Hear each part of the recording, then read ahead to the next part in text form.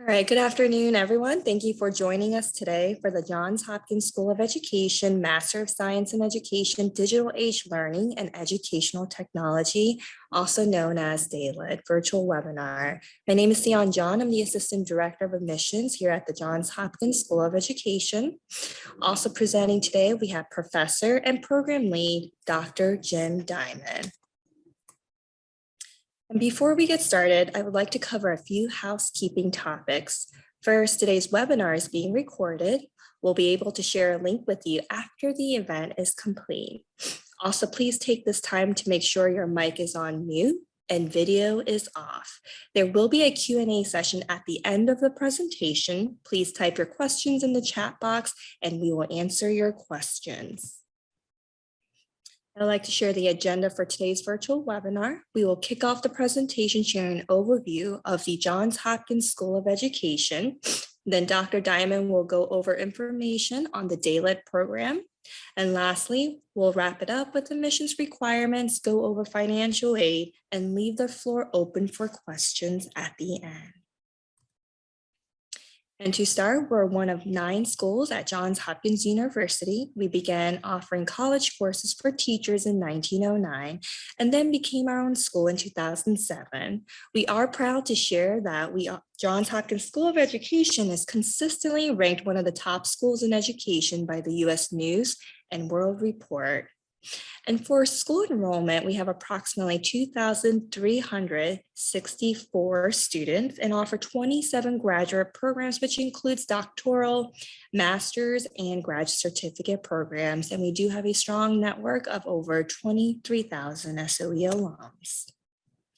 And for faculty introduction, Dr. Jim Diamond is the faculty lead for the DALET program.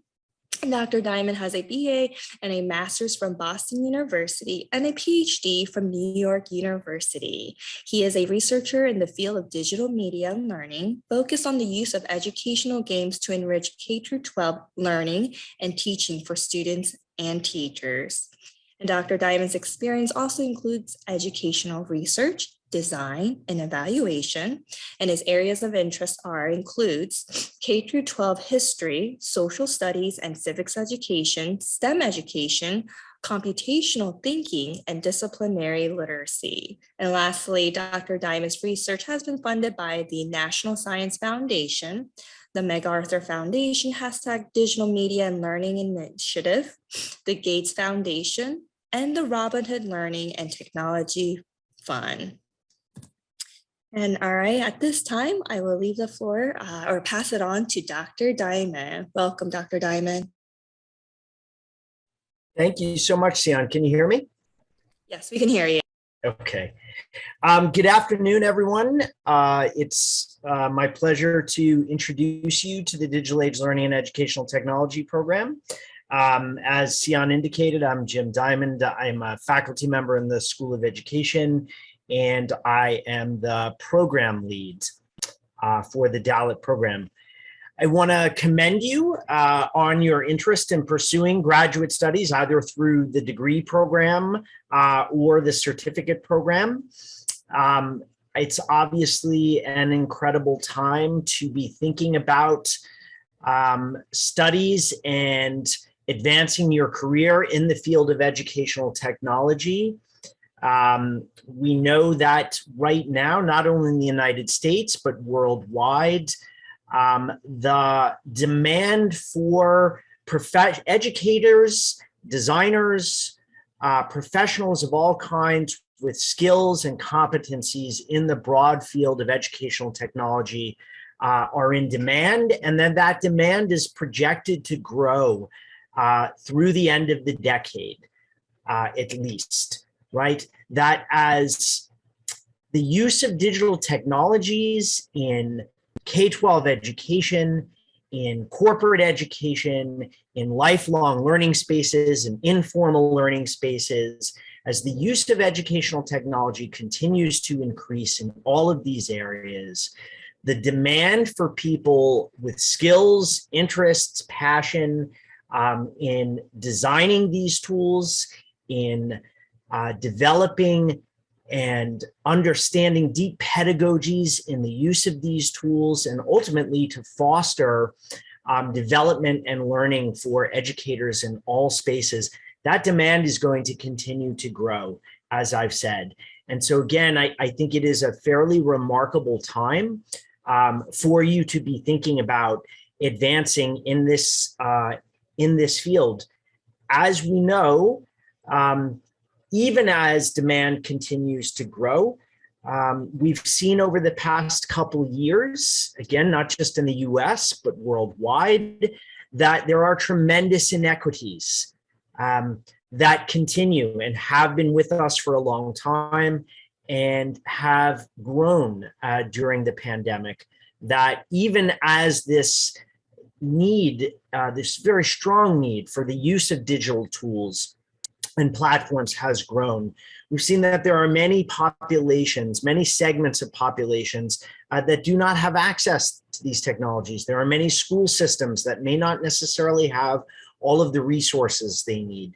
There are school systems in which staff and educators may not yet be adequately prepared to use these tools for the types of environments which now exist, right? Which has students sometimes in the building, students sometimes at home. And we need to have educators who are prepared to teach both online and in face-to-face settings. And that's not just in schools, that's in any learning environment. And so even as it is an incredibly exciting time to be thinking about this work, it is also a time to be considering very seriously the nature of these ongoing inequities, what types of dynamics and systems are in place that might prevent significant segments of the population from having, of various populations from having access to these tools, and how can you, as educators, as professionals in this space,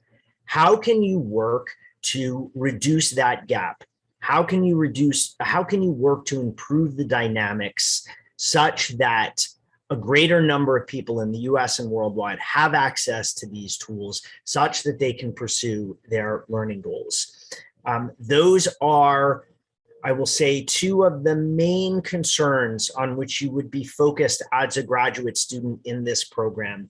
Developing pedagogies, developing a deep understanding for how these tools can be developed and used in certain spaces, and then also thinking about the underlying dynamics and structures that might make it difficult for these tools to be used or accessed, and how you can work toward overcoming some of those barriers and indeed creating situations where more people have more access. So again, welcome. I'm excited to have you here. I'm excited to give you this brief overview of the program and then to take your questions at the end of the presentation. So with that, Sienna, if we can proceed, please. Okay, so DALET is an online graduate program. 100% of the program is offered online.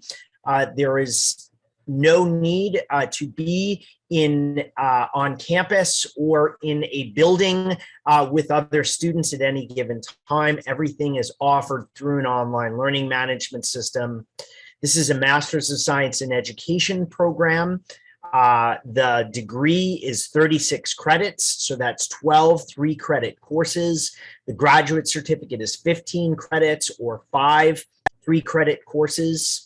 Most of our students, the vast majority of our students, pursue their degrees and certificates part-time, typically at the pace of 1 or 2 courses a term. So most of our students are done in either 1 year in the case of certificate students, or 2 to 2.5 years in the case of degree students. We admit students spring, summer, and fall on a rolling basis, and courses are available every term. Next slide, please. Okay, so I've alluded to some of this already, but a graduate program in the area of digital education, learning, and educational technology is a very, very, very useful tool, useful credential for educators and leaders in the K-12 space, in informal learning spaces. It's a very useful credential for instructional technologists. So people, as those who go through this program, who develop this expertise in thinking about the right tools and the right contexts, given different learning objectives. So this group of instructional technologists, those who work in higher education, either as faculty members, staff members in the area of instructional design or learning experience design, organization leaders have a great deal to gain from pursuing the certificate in having opportunities to craft a vision for the use of technologies in their spaces, and then creating plans to bring their organizations along such that these technologies can be used effectively. This is also a strong credential for education consultants, people who consult in the K-12 space or in the corporate space. And then finally, for online course developers or just digital media and education developers in general. All of these groups the degree and certificate is very suitable for all of these groups. Next slide, please. Okay, so a little bit about the current program. We have anywhere from 120 to 130 active students between the degree program and the certificate program. Typically, our student body is about 2/3 female, 1/3 male. As you can see, the majority of students in our program are in the K-12 space. So this remains fairly constant. Between 60 to 70% of our students are K-12 classroom teachers. Often on the higher end of being early career teachers. So often we will see students who've been in the classroom 3 to 5 years is about a sweet spot. We certainly have teachers who've been in the classroom longer, and we have teachers who've been in the classroom for less than 3 years. But as I say, 3 to 5 years is typically where our students fall. Average age is mid to late 30s for our graduate students. As I said, early to mid-career, especially in the case of K-12 teachers. We do have people who are career changers. So we do have people who are leaving the legal profession as lawyers. We have physicians from time to time who aren't necessarily leaving the medical field, but who are thinking about enhancing their skills as medical educators. So we see a broad range, which makes sense given how broad the field of educational technology is. Next slide, please. It's an online program, so our students do come from all over the world. This is just a static snapshot. This changes from year to year, but as you can see, so there's students from all over the United States of America, and as well as any number of countries around the world, 4 of which just happen to be represented here. But we typically will have anywhere from half a dozen or so countries represented for our international student population in the program.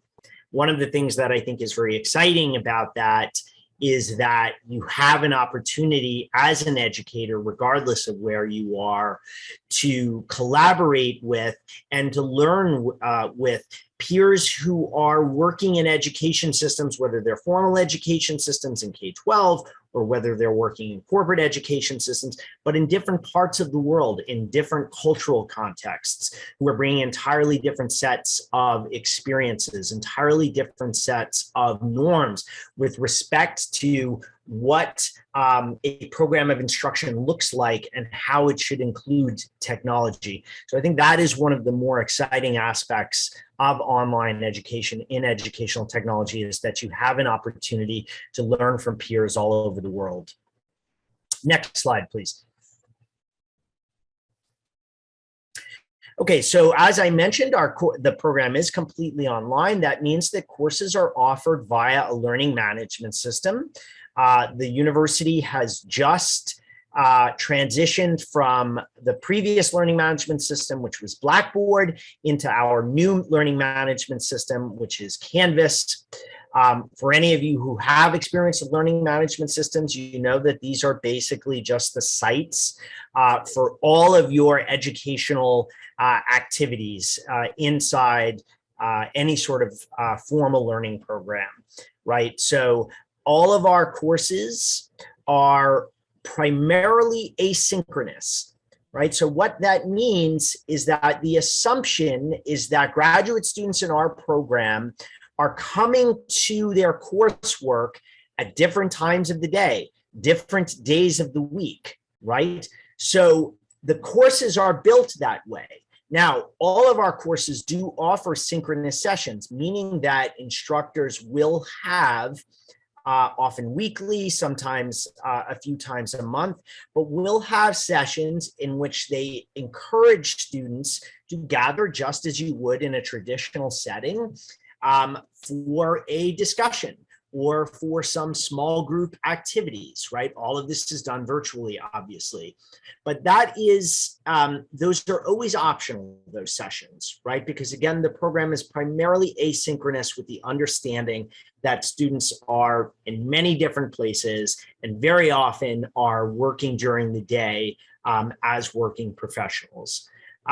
Many of our synchronous sessions are held via Zoom, although we use any number of technologies when we gather.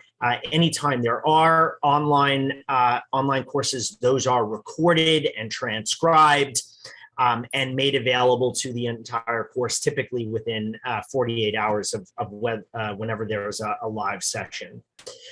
Online collaboration and discussion is obviously a very, very significant component of the work that you do in a program like this, right? So students are all over the place geographically. You will be working together virtually, and students use many tools to do it. Some of them come inside of the learning management system.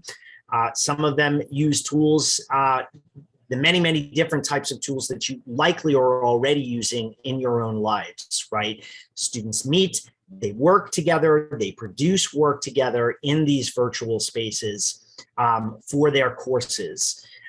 On average, if you look across all of the courses, about half of the work, and this is a rough approximation, but about half of the work is individual assignments. So aside from the readings, you will have papers, you will periodically have exams, you will produce lesson plans, you will produce design documents.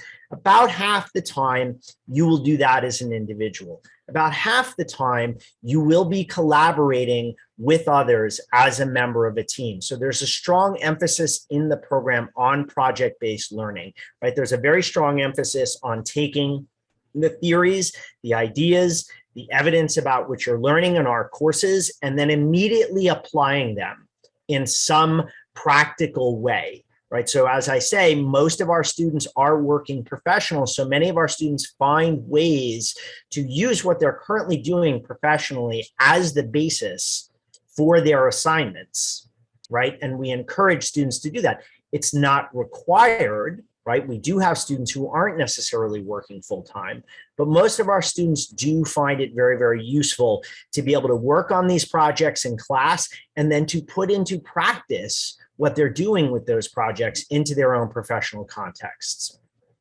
Just the last thing is what you're looking at right now. This is a screenshot of a typical course page in the Canvas learning management system. So basically you can see everything that you need is available to you at any given time via the learning management system. And the last thing that I'll say is that the way that our courses are run, even though they're not being run synchronously, that doesn't mean you get to go through the courses at your own pace freely. So all of the courses in our program are divided into sessions, typically either 1 or 2 weeks. So for example, there might be 8 2-week sessions over the course of a semester. there are modules for the course that open up each session, right? So you can't complete the entire course at your own pace.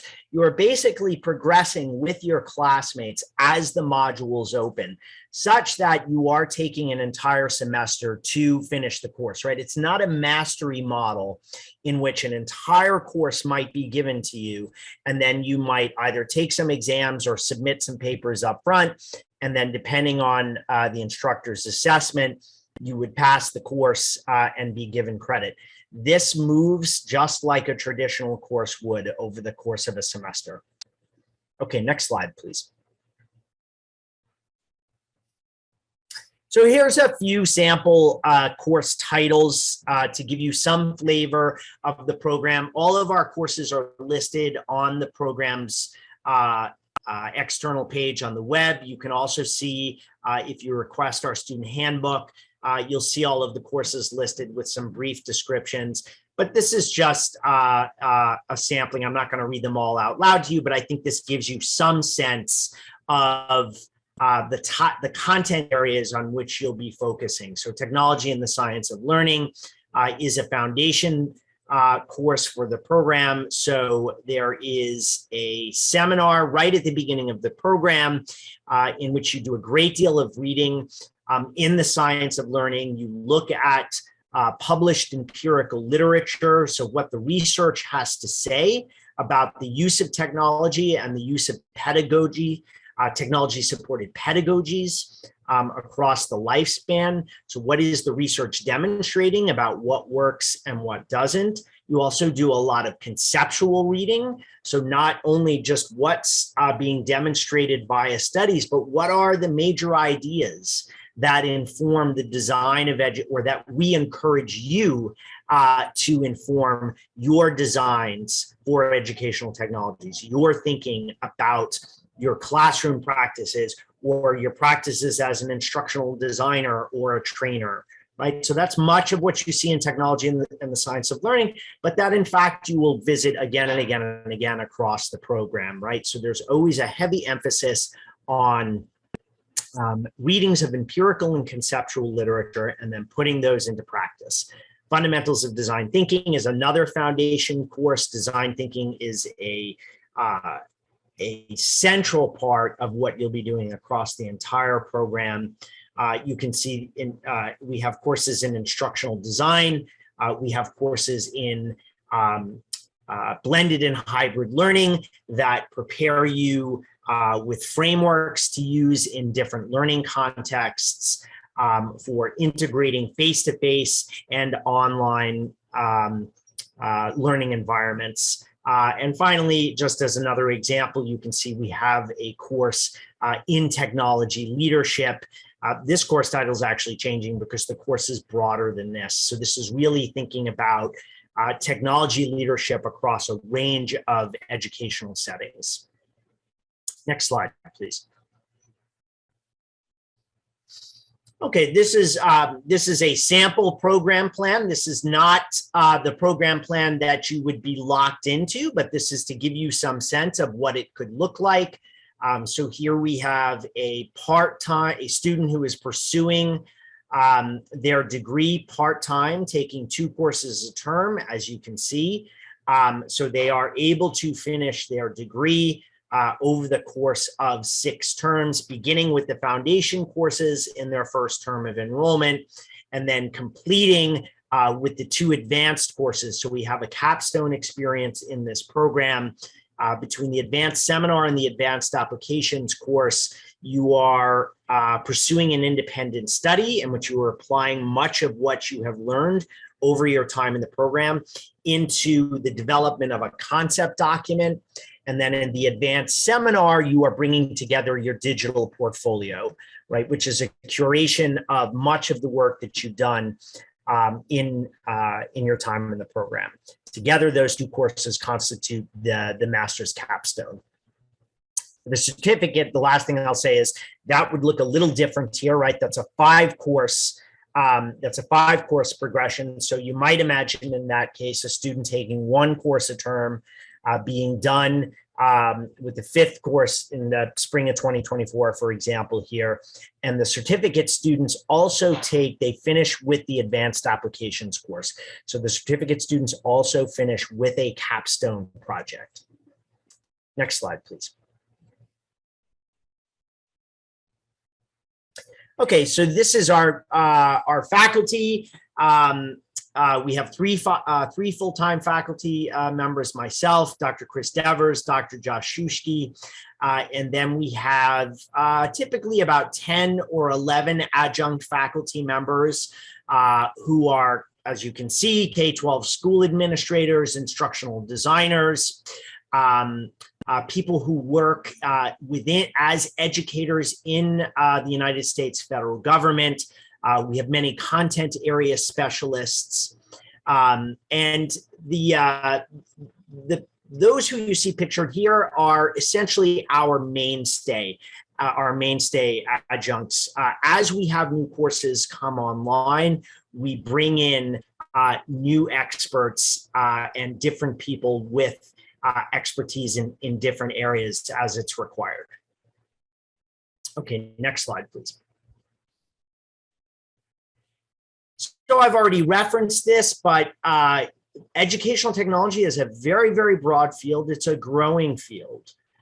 So our program, the DALET program, has traditionally been a K-12 focused program. As I noted, most of our students are in the K-12 area, but that has been changing over time and continues to change, right? We bring in a greater number of students and the program evolves through the curriculum to reflect an increasing emphasis on the desire to develop and design and develop technology-supported interventions. Right? So we have people who are in higher ed as faculty members and as administrators, people who are consulting, people who wind up in instructional design, people who wind up in media production. As this field continues to grow and as demand continues to grow, the program continues to evolve, again, through the curriculum to ensure that those who are coming to us are leaving with the competencies they need in these many different areas. Okay, next slide, please. So the advantages of the program, it is completely online, which nowadays is increasingly necessary for many graduate students, right? You do not need to relocate. There is the understanding that many students who come through a program like this are working professionals. You may have families, you have any number of things going on in your lives, and the program is structured with an understanding that you will need to pursue your studies in light of all of these other things you might have going on. Educational technology, as I've noted, is applicable in many, many careers and industries, and that is only growing and only projected to grow over time. Our full-time faculty members and indeed our adjunct instructors among all of us have a significant amount in terms of years of service in the educational technology space across many, many different sectors. We also have research and scholarship programs going on here among our full-time faculty members in the area of social media and educational technology, in the areas of gamification and game-based learning, in the areas of multimedia design for learning and cognitive science. So not only are we engaged in teaching, but we are also engaged in our own areas of scholarship, and as we can, bring students in to participate in our research. And finally, there is a very strong focus on K-12 education in this program, right? As you likely know, this is a challenging time for K-12 educators, for teachers and administrators. The teaching profession in general has been seeing large numbers of people leaving over the years. And one of the commitments of this program is to ensure that we can help educators to stay in the classroom, that we can help them feel like they have the tools that they need as everything changes so rapidly right? That there is a real commitment in this program to ensuring that teachers can leave here feeling confident in their ability to use digital technologies to support their teaching practices, not necessarily in spite of, but with an understanding of all the changes that are going on around them. Okay, next slide, please. And I think I'm done. Sion, this is you. All right, thank you, Dr. Diamond. So now we're going to continue by going over the application requirements. First, applicants must submit a completed application, which can be found on the school's website. The application fee is $80. And we need official transcript, including institutions you may have taken courses but did not receive a degree. Again, this is from all post-secondary institutions that you have attended. Next, a 500-word essay must be uploaded. Please visit the school's websites to learn more about the essay portion of the application. You'll need a current resume or CV, 2 letters of recommendation. We do prefer at least one of your references to be an academic reference from a former instructor or faculty. However, if you're unable to have one academic letter of recommendation, we will be able to accept 2 professional letters of recommendation, excuse me. And lastly, the GRE is not required for this program. There are a few additional steps you need to take in order to complete the application process. If you're an international student, you must submit a TOEFL or IELTS score. And if your degree was completed outside of the US, you will need to complete a course-by-course evaluation. Additional information can be found on the school's website. And the tuition for the 2022-2023 academic school year is, for online courses, $972, and there is a $20 per credit technology fee. And keep in mind, this excludes textbook, course materials, graduation fee, and the registration fee is on here on this slide. We encourage you to view our tuition and fees page on the school's website for the most up-to-date information about tuition and fees. And if you're interested in applying for financial aid, we strongly encourage you to apply for financial aid when you start your application. The School of Education, we do offer a limited number of partial need-based institutional scholarships each year. SOE's endowed scholarship awards range on average from $500 to $1,500 per semester and are applied to tuition expenses beginning in the fall semester. So please keep in mind, to apply for the SOE endowed scholarship, students must complete the FAFSA form. And to learn if you qualify for the endowed scholarship or have any questions regarding financial aid, please visit the school's website. Thank you for attending the DALET virtual webinar. At this time, we would like to open up the floor for questions. And while we wait for questions, Dr. Diamond, we do get some frequently asked questions here in the Office of Admissions. The first one is, we have students who have been out of school for a while and, it'll be their first time taking, for some students, online courses. So what does collaborative learning look like in a virtual setting? That's a great question. Thank you, Sion.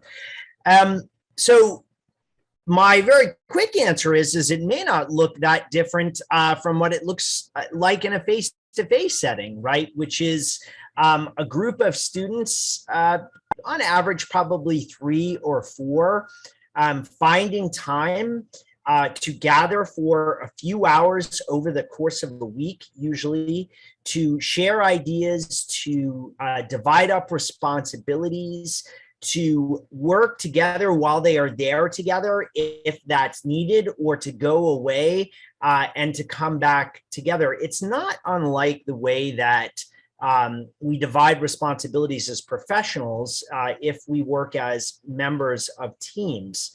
It can be a little bit of a adjustment for some students who have not necessarily worked as members of teams in academic settings, or haven't done a great deal of project-based learning. So what we advise our students is a few things. At the beginning of every course in which there will be project-based learning, You should meet your fellow teammates as soon as possible. Don't put it off, right? Plan to meet. You should all find out the days of the week and times during which you're available. That can sometimes be challenging given that students are in different time zones. Students do figure out ways to work around it. Sometimes they even have to meet as subgroups within their groups if it turns out that some students are closer to one another in terms of time zones. But making sure that you meet early, sharing your contact information, sharing your availability, determining who will be responsible for what in any given assignment, and really trying to set norms around communication and understanding that people have lots going on in their lives, right?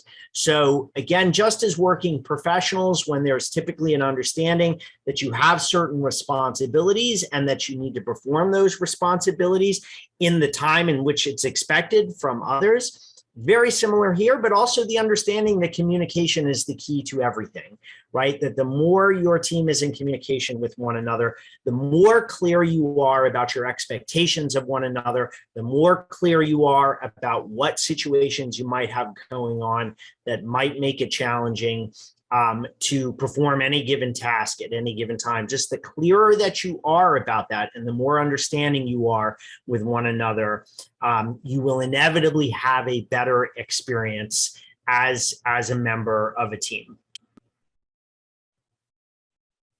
Okay, thank you, Dr. Diamond. And Julia has a question for you, Dr. Diamond. Could this program be suitable for someone with no classroom experience? Someone seeking training, development, and pedagogy before and in conjunction with seeking a teaching certificate classroom experience? The short answer is yes. So we always have any number of students who have no classroom experience, who are either not K-12 educators because they're doing something else professionally, or they might be thinking about moving in to the classroom, as it sounds like might be the case here.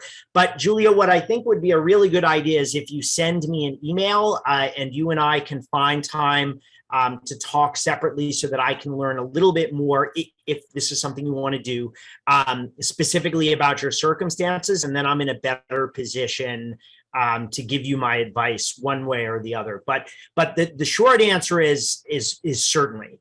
And you would not be alone in not having classroom experience. Any number of students in a course in any term will not have had experience as a classroom educator. Thank you, Dr. Diamond. The next question that, again, we get from our students is, this is clearly a fully online program. Are the courses asynchronous or synchronous?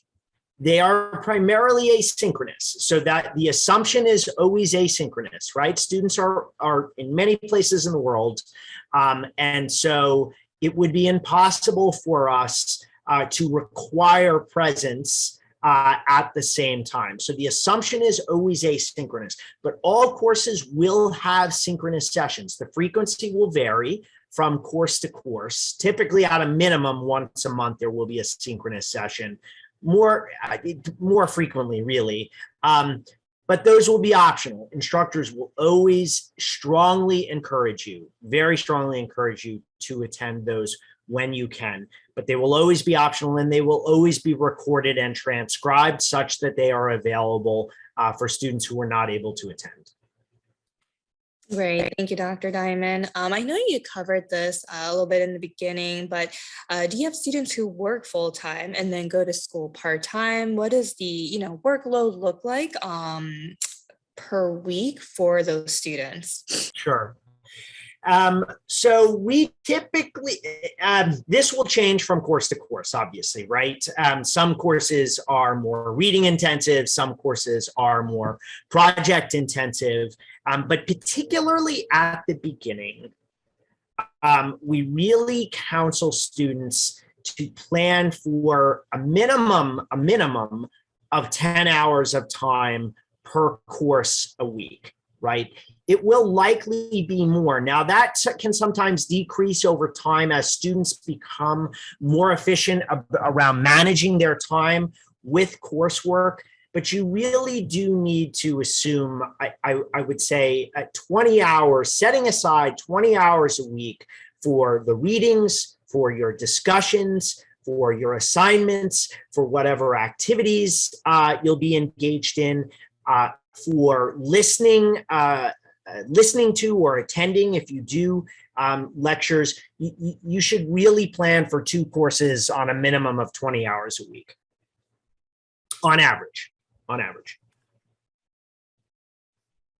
right, thank you, Dr. Diamond. The next one is more of a FYI. The next start term for this program is spring 2023, and we are accepting, and correct me if I'm wrong too, Dr. Diamond, we are accepting applications for 2023 spring semester.